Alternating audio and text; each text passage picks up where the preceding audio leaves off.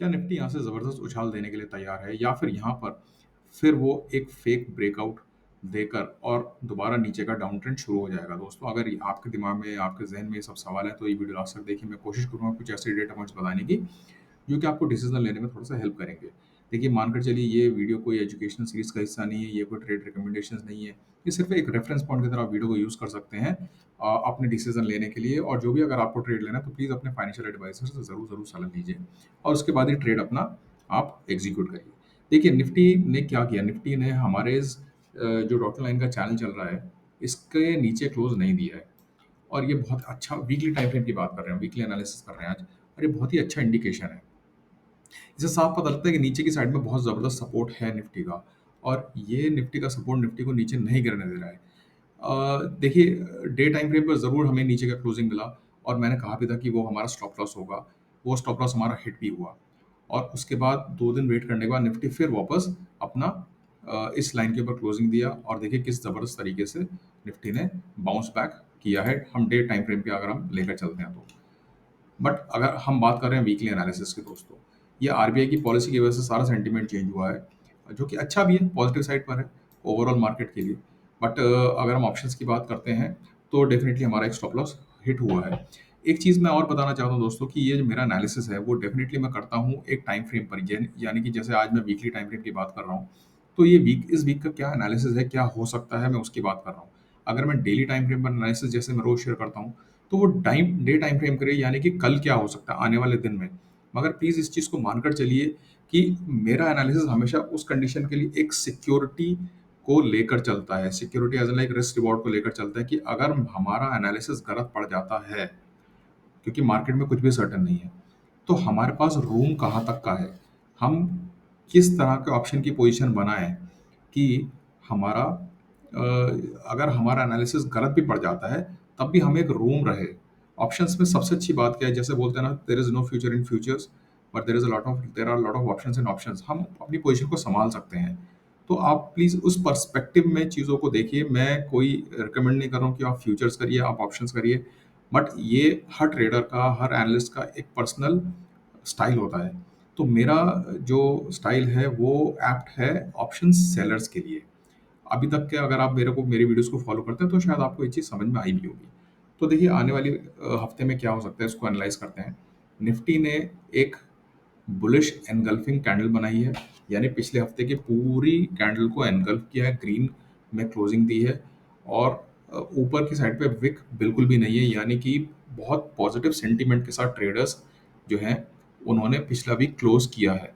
Volume average है, और इसका मतलब ये है कि हमारा जो ट्रेंड बना है, उसको हम उस पर विश्वास कर सकते हैं, कैंडलस्टिक पैटर्न्स पे हम विश्वास कर सकते हैं।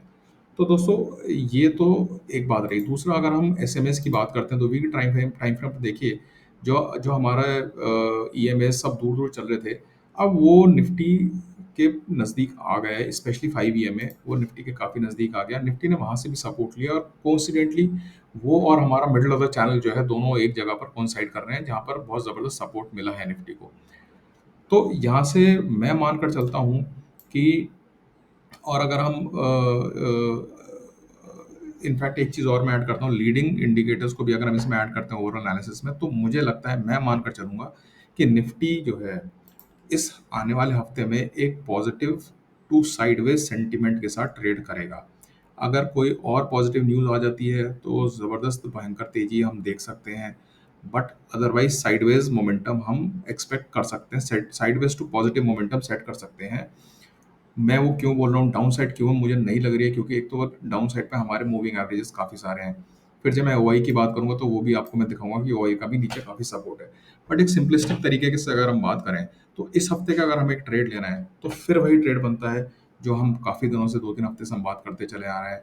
इनफैक्ट 12 मई से हम ये बात करते चले आ रहे हैं, कि जितना क्लोज हो इस डॉटेड लाइन के नज़दीक, आप लॉन्ग की एंट्री ले सकते हैं, और इसी लाइन को अपना स्टॉप लॉस लेकर आप लॉन्ग को कैरी कर सकते हैं। शॉर्ट साइड की का ट्रेड मुझे नहीं लगता कि निफ्टी में अभी है।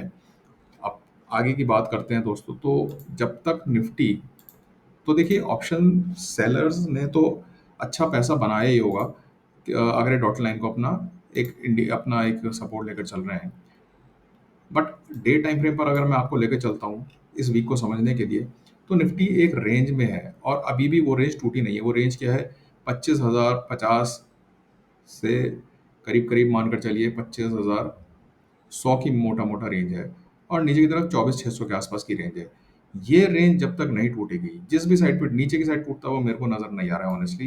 बाकी मार्केट है, कुछ भी हो सकता है, बट अगर ये ऊपर की साइड रेंज टूटती है तो निफ्टी में हम अपसाइड मोमेंट, हम मोमेंट जो है पहला 25,500 और फिर 25,800 के आसपास का, 25,500 और उसके बाद 25,800 के आसपास का हम एक ट्रेड एक्सपेक्ट कर सकते हैं, जो हमें निफ्टी पे देखने को मिल सकता है इस आने वाले हफ्ते में। But sideways to positive sentiment के साथ ही आप ट्रेड करिए निफ्टी को। और ये तो एक बात रही। दूसरा, अगर मैं आपको ओवाई चार्ट पर लेके चलूँ उन दोस्तों के लिए जो थोड़ा सा ओवाई को समझते हैं, तो आप देखेंगे कि निफ्टी में अच्छी पुट राइटिंग हुई है इस आने वाले लास्ट के दो एक दिनों में, जो गए हैं, सॉरी, दो एक दिन उसमें। और दूसरा, आपका मॉनेटरी पॉलिसी जो है उसका बहुत ज़बरदस्त सपोर्ट मिला है। तो वैसे देखा जाए तो ऑप्शन चेन बहुत ही बैलेंस्ड है। यानी कि कहीं ना कहीं इस प्रेजेंट एक्सपायरी की अगर हम बात करें तो हमें साइडवेज मूवमेंट ही एक्सपेक्ट कर सकते हैं। मगर निफ्टी में आप नीचे देखें, पुट साइड देखें, तो आपको ग्रीन बार्स दिखेंगे, लंबे लंबे ग्रीन बार्स। ऊपर की साइड पे बहुत सारे बड़े आपको रेड बार्स नहीं दिख रहे हैं। कहने का मतलब है कि नीचे की तरफ सपोर्ट है, हर लेवल पे अच्छा सपोर्ट है। 25,000 पे सपोर्ट है, 24,900 पर, 24,800 पर, 24,700 पर। और अगर हम चार्ट से उसको रिलेट करने की कोशिश करें तो नीचे की तरफ आपको मूविंग एवरेजेस भी दिख रहे हैं जो कि सपोर्ट प्रोवाइड कर रहे हैं लगातार। तो ये देखिए, ये भी 24,700 पर बहुत स्ट्रॉन्ग सपोर्ट है, 24,300 पे सपोर्ट है अच्छा। तो डाउन साइड मुझे लगता है कि थोड़ा प्रोटेक्टेड तो है।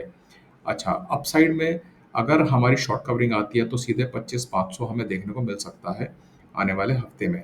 अब मैं रिस्ट्रिक्टेड क्यों बोल रहा हूँ? रिस्ट्रिक्टेड इसलिए बोल रहा हूँ क्योंकि जो बाकी मूविंग एवरेजेस हैं वो अभी भी दूर हैं। तो अगर निफ्टी थोड़ा ऊपर की तरफ मूवमेंट देता भी है तो फिर वापस नीचे आने पे मजबूर हो जाएगा, क्योंकि जो बाकी मूविंग एवरेजेस हैं 10 ईएमए, 20 ईएमए, वो अभी तक भी कैचअप नहीं कर पाए हैं।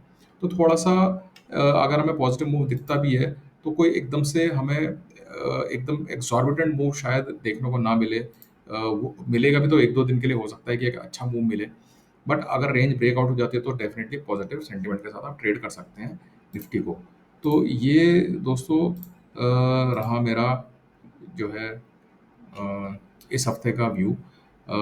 रेंज की अगर मैं बात करता हूँ, मुझे लगता है कि 24,800 से लेकर और 24,500 के आसपास तक निफ्टी इस वीक में रहना चाहिए। 24,500 इज़ एन ईजी टारगेट, मतलब मैं उसको मुश्किल टारगेट नहीं बोलूँगा। और 24,500 अगर क्रॉस हो जाता है तो फिर हमें और 200-300 पॉइंट का मूव मिल सकता है देखने के लिए।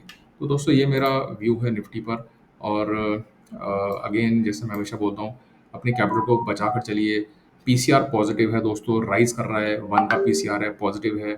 और आपका विक्स जो है, इंडिया विक्स, वो काफ़ी कूल हो गया है, 15 के नीचे आ गया है, तो वो भी एक अच्छा इंडिकेशन है। अब मार्केट में जो एक्सटर्नल फैक्टर्स हैं वो कम प्ले करेंगे और मार्केट अपने इंटरनल कंपोनेंट्स पे ज़्यादा रिएक्ट करेगा।